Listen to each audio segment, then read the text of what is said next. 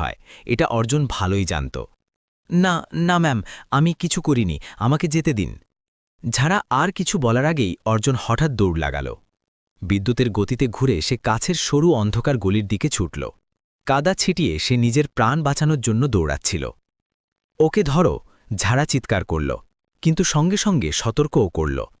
ওর গায়ে একটা আঁচড়ও লাগবে না, আমি ওই ছেলেকে একদম ঠিকঠাক চাই।